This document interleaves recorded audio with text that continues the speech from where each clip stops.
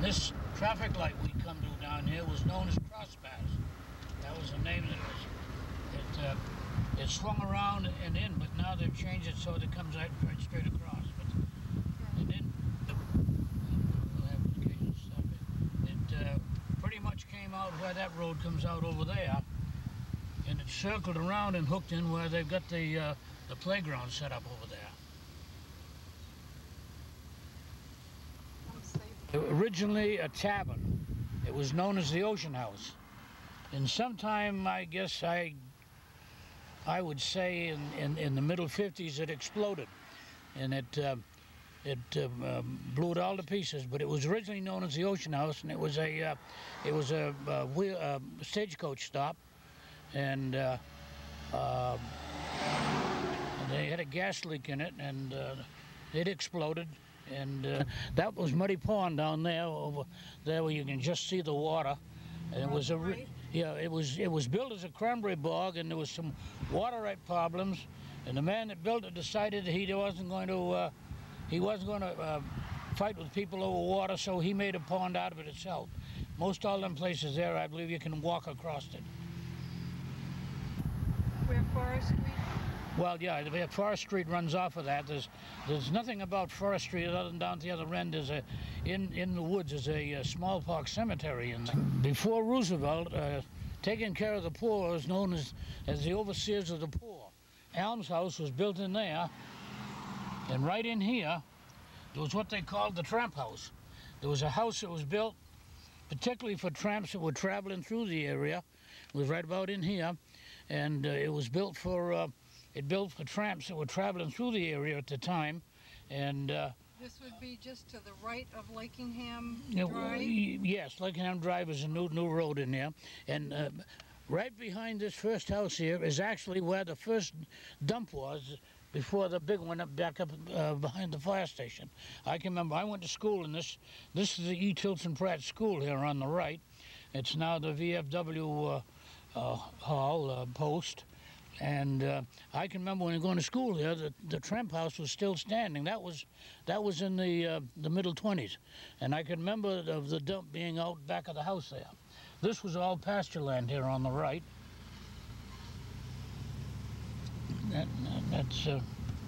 And also we're coming to one of the oldest houses in town now, the old Sturdivant place, which is here on the left.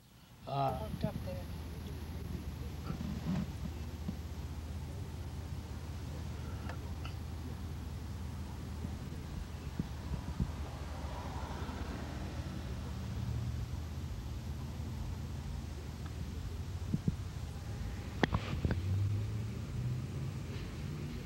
But this is the old Grange Hall here. We're into a historical district now. Okay. This is the old Grange Hall. That's the old King Philip Hall, which was originally a church, and then it became a cranberry packing house and so forth. And now it's just it's all it is now is a derelict now. The white one is I think at one time was the Lakenham Grange Hall, and I think in the early years of the 20th century, it might have been a store. All set? Yep. King Philip Hall at one time was a church, but then later on it was a church. There's some write-up, I believe, about it in the history of Carver, well, Hammond. I guess it was known as a Hammond House. It was a Hammond before it, but it was originally a tavern here in North Carver.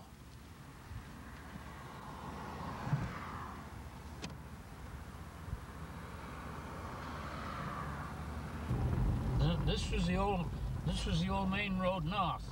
This was Main Street to here. This is the beginning. Now we're into Carver. This is the back of Shaw's here on the left, And that's about all there is to history here. We're beginning our tour now to pick up the historic. There were no other houses along here until we get down here. This one right here. Right here? Yeah, that's the old Shirtler place. There was a Shirtler family grew up in there, I believe. When we come up, we'll be coming out to 58 up here, and the house right ahead of us is part of the old Eames farm. The house was moved back from the road, and Okay, wait till we get right up this was all farmland here. And the house over there was moved back. Originally there was a silo here, and that's why this property got the name the silo place. And I remember that silo. yeah, that was the silo to the barn. The family of the name of Eames lived here, and it was. Now that house was moved back. That house was moved back, and Vicky Carmichael, Walt Carmichael's daughter, they bought it, and they, as far as I know, they still live there. Now this road is part of the original Main Street that we're on now, and this was all farmland in here. Right where all this in here was all woodland, and this is where new 44 is coming out from Plymouth. Them trees and went under the road right at the top of this knoll up here. Okay, now we're going by the sports center, so the railroad went. Railroad went right along those trees over there, and right there where that, just beyond where that truck turned, was where there was a bridge. You can see the railing over there now where they got the old roadbed there. Oh, yeah.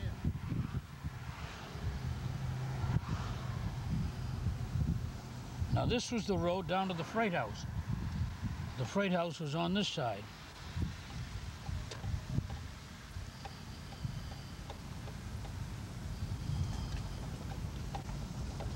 Someone living here. This is been made over into a residence. Yeah, this is one of the very few railroad stations in the country that's been converted into a dwelling, and we'll go see if we can take some pictures here of it, and if there's anybody home. And in the woods there where it came through there.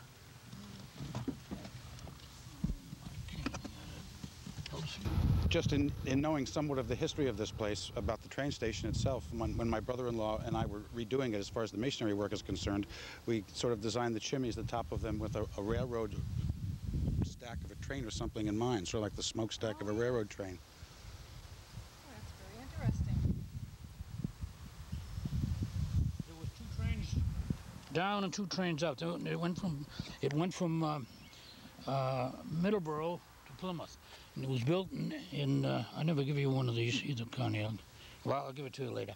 It was built in 1892, and the money was raised by subscription from people in Middleborough, Carver, and Plymouth. And it was dedicated in October 1892. And it was 2 passenger trains down and 2 passenger trains up. Down was to Plymouth and up was to Middleborough. But in the meantime, when, you know where Plymouth Cottage is, Walmart's in Plymouth? I probably do, but not. The big Walmart store in North Plymouth. Well, all that area at one time was a Plymouth Cottage, and the Plymouth Cottage used to ship all of their rope that was going overseas. Going overseas. They'd come into Plymouth, and then they'd come through here, and they'd go into Middleborough, and there was a line that went from Middleborough to connected with Myrick's on the Fall River, and they loaded the rope onto the ships down there. Rather than going into Braintree and doing all the switching in there where all the traffic was heavy, it was easier to do it right through here. But so there was probably more freight went through here than passenger cars. Yeah, it seemed like a small area. My kitchen I think it was something like 10 cents to ride to Middleborough. As I say, I have a ticket from North Carver to Middleborough. It's intact, hasn't been punched. And down the line here, there was a fellow that was hired to go patrol it, a section, after the train went through, to prevent fires in case it.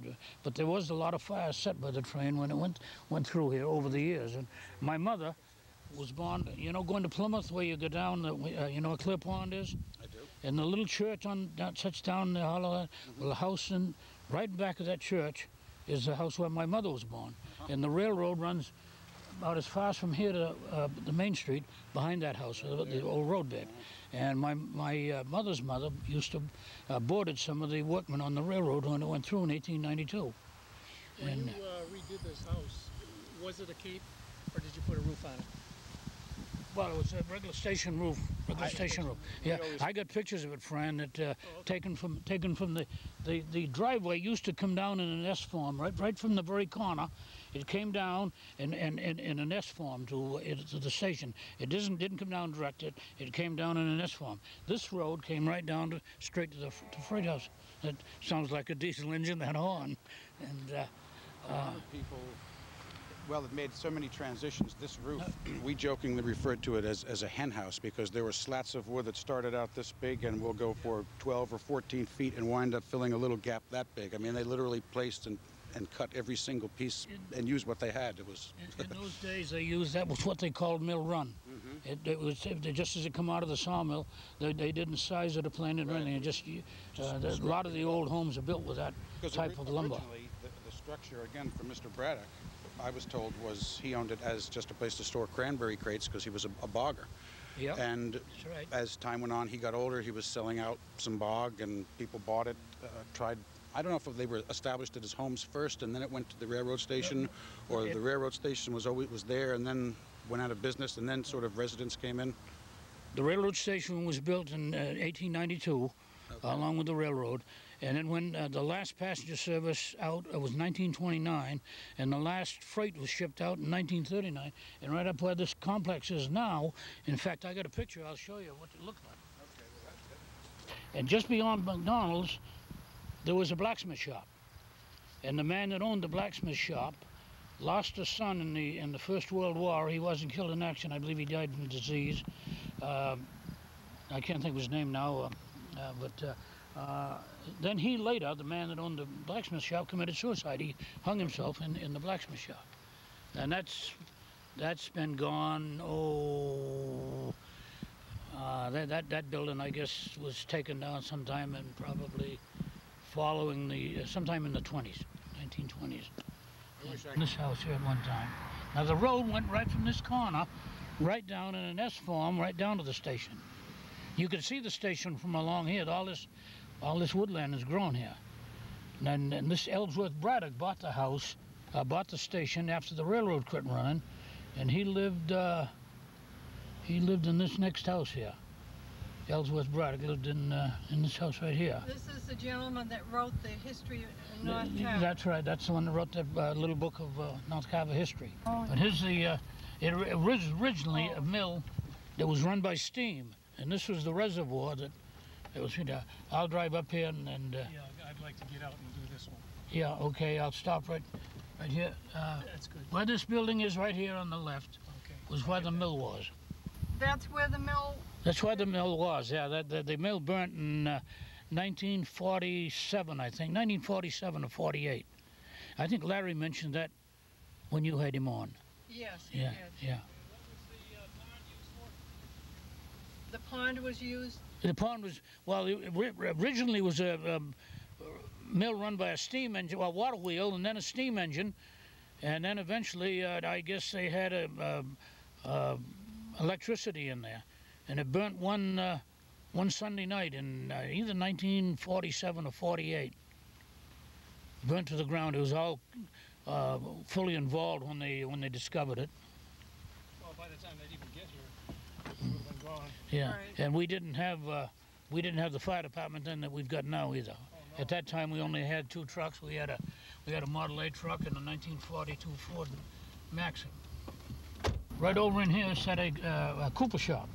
It was Cole's Cooper shop, but it was run by the box factory was run by Frank Cole, and the Cooper shop by his brother Philip Cole. But right now, I'm taking up to show you where there was a schoolhouse located down here in this desolate area. This area here was known as Assinapit, as it's termed today. They call it Snappit. The Snappit section. It's northeast corner of Carver is bounded by Kingston and Plimpton.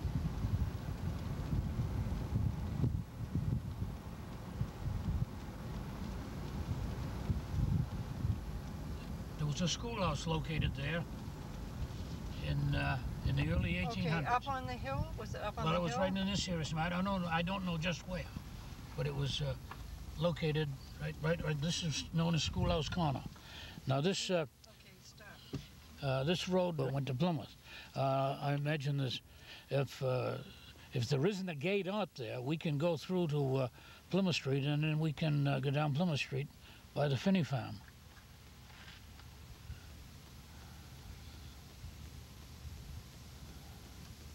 This, I don't know just where the schoolhouse was located, but it's it was in the early 1800s, I guess, when it was occupied. It was, see, the only way the kids could get to school in them days was either by horse and wagon carrying them, or they had to walk. Some kids had to walk 3, 4, 5 miles. Oh, gee, that's a shame, huh?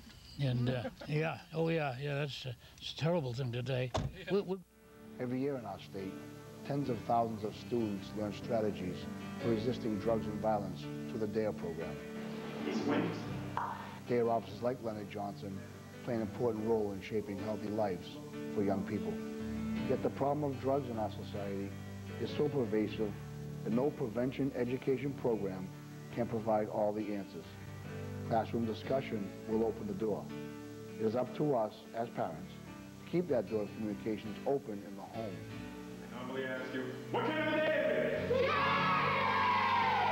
It hits off one side of the gym, over to the other, and someone is there to catch it, goes through their knees. He runs around the bases there. He made it home. Everybody's yelling and making a lot of noise, and he's thinking, whoa, hey, I did it! What happens? Today, I am here to speak to parents and adults. The prevention education community needs your help. Talk to your children about their choices and the consequences. Listen to them. Hear what they have to say. Talking about drugs is not easy. Establishing early, regular communication with your child develops an open relationship that could last a lifetime. In most cases, there may be no issue in your child's life. Your effort is still worthwhile because it will communicate to your child that you will be there. Maintain that open door of communication. It will be well worth the effort and can be a lifesaver. Remember, prevention education programs can open the door for our children. We as parents must keep that door open for life. Thank you.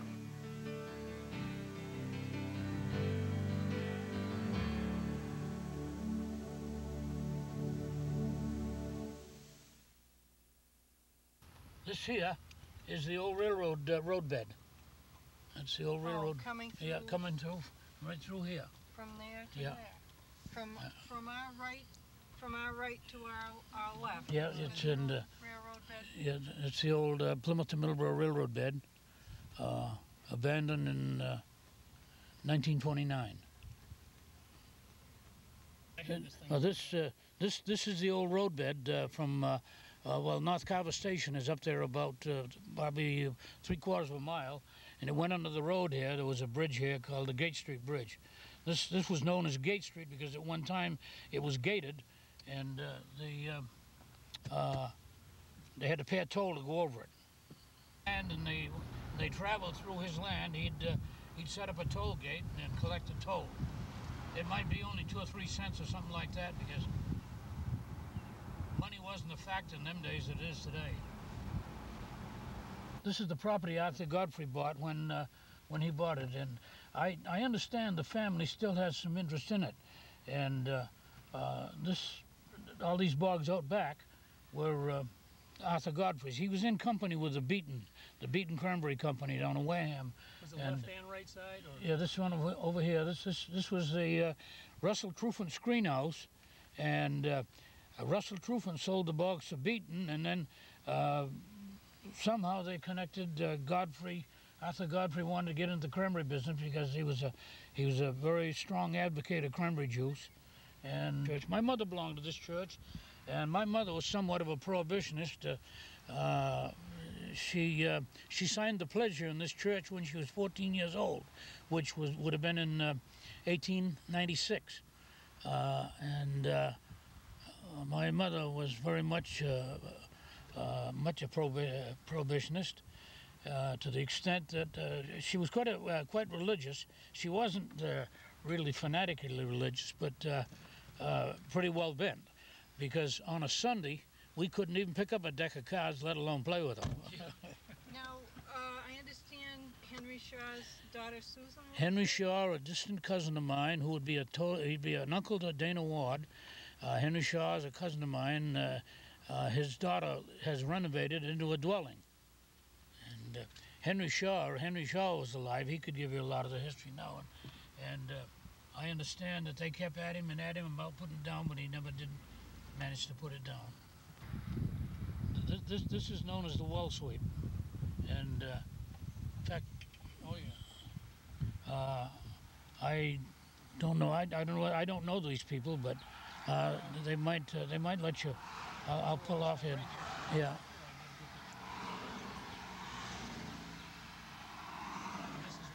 This is known as the well sweep. There's a picture of that in the old. This is one of the older houses in Carver now. Yeah. A Ford agency at one time. It was built by Dana Ward's uncle, Benjamin Shaw, and he died young. And he used to take and go around to all the Ford dealers and buy Model Ts, brand new Model Ts, and sell them. And he tried to get a Ford agency, and Henry Ford wouldn't give it to him. Well, the Ford dealers told Henry Ford that why don't he go down and see that fella down in East Carver that's he's selling more Ford Model Ts than we are. And Henry Ford came down there, and he finally gave him an agency. And he sold Fords until he died in '32, when his widow and her brother, I think it was her brother, took over. And they ran it until sometime in the '30s, when they sold it to a couple of fellows in Plymouth. And then when the war come along, all the help went to the shipyards, and they had to close the garage, and they lost their agency. So now it isn't a Ford agency. Now, yeah, it's set up there, and it's set at an angle. Hold it up again, please. Yeah, because I'm getting. There we are. Keep going. And it's set at an angle, not right at a right angle to the road, but it's set at an angle like this. And my mother went to this school in the 1890s, and I'm going to try to swing across the street so you can get a better picture of it. Yeah.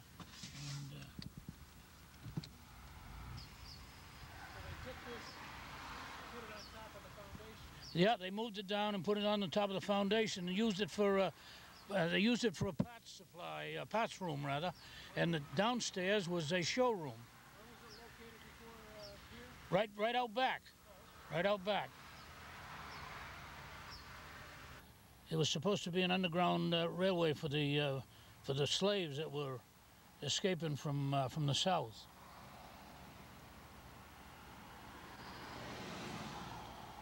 This is a road to the old Pratt Foundry, one of the foundries located in Carver. Right over here behind us is Wenham Pond, and then there's a brook runs under the road here, and out across down through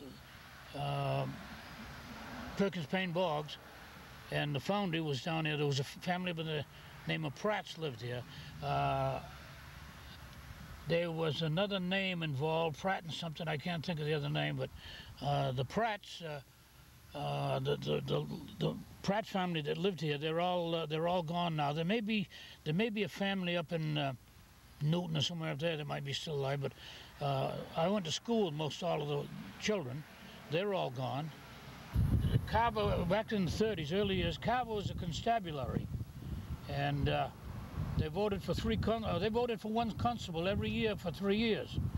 And my father got elected in. They came to him and wanted him to run. He didn't have any idea of running, but he decided he was going to run anyhow. And there was a man by the name of Jim Lewis. He considered himself chief of police, although we didn't have a police department. We only had a constabulary.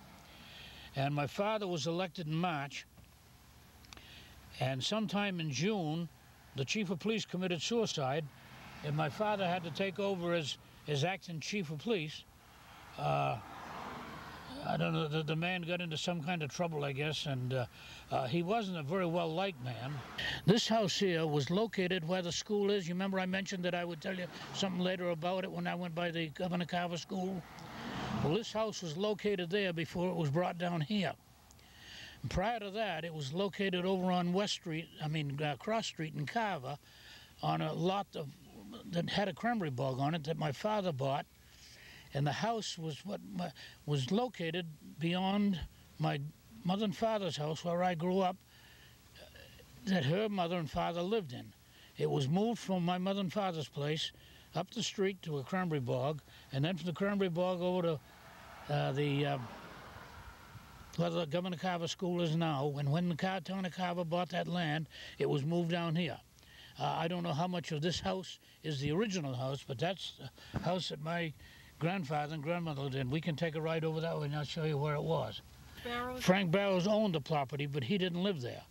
And Frank Barrows was a speculator, and Frank Barrows was our last representative to the General Court in Boston from Carver. He was into everything real estate. In fact, he was the last he was a senator from Carver, the last man from to represent Carver in the General Court from Carver. He bought the house, and he moved it up to a cranberry bog that's there on Cross Street now, where there's a very nice house near a bog. And then my father bought that property, and he moved this house to where the Governor Carver School is now. Okay. And it's set there. And when they repealed Prohibition in 1932, this house had the first license to sell 3.2 beer at where the Governor Carver School is. This was located out there. And that Frank Barrows owned that property, and he had it all subdivided. He was way ahead of his time. He was something like what Crystal Lake is. He had it all subdivided. Well, the town of Carver bought it and built that school, and when the town of Carver bought it, this was moved down and located here. Okay. Yeah, the guy next door told me that it used to be like a bar. Yeah, it was right up by the Governor Carver School. But they added both ends, then they ripped the roof off and re-roofed the whole house. So now the center section has a vaulted living room and kitchen ceiling, vaulted ceilings, and they added the two ends, like I say, about 2 years ago. Well, street, this one here, the water coming down through here is the continuity of that Wenham Pond Brook, where the foundry was. It continues on, and it continues down there and goes behind my house. Crosses 58, and it's part of this is known as Wenham Brook here. Then it gets down there, and then it joins South Meadow Brook, and then moves into the Wewianic. Oh yeah, Londell Place, and was also known as the Ward Place. And at the beginning of the 20th century, this was a winery, and there was a great big vineyard out back. And in 1927 or 29, a forest fire came through from Purchase Street, and just beyond the house is an old cellar hole. And in that forest fire, it came on Old Home Day of that year, and that forest fire swept through here and burnt the barn, but it didn't burn the house. And this, I believe this house dates back to the 1700s, the original house. In my lifetime, there's been, probably maybe as many as 8 or 10 families have lived in this house, maybe more, I don't know. It's more or less, and it was probably always occupied. It was very seldom that it was not occupied by somebody.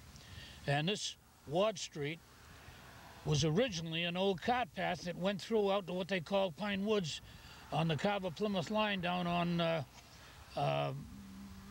Tremont Street, and that goes into Federal Furnace Road in Plymouth. And the forest fire went through there at that same time, but there was a cart path, and there's also we'll later see the reservoir that was the reservoir for originally the South Meadow Foundry. the barn was located right where that garage is. That burnt in the old Home Day fire. The contour of the land has been changed since then, but this reservoir that we're now approaching was the reservoir for the South Meadow Foundry. But it's now the water supply for the cranberry bogs, which are below this. This also empties into the Weweanick River.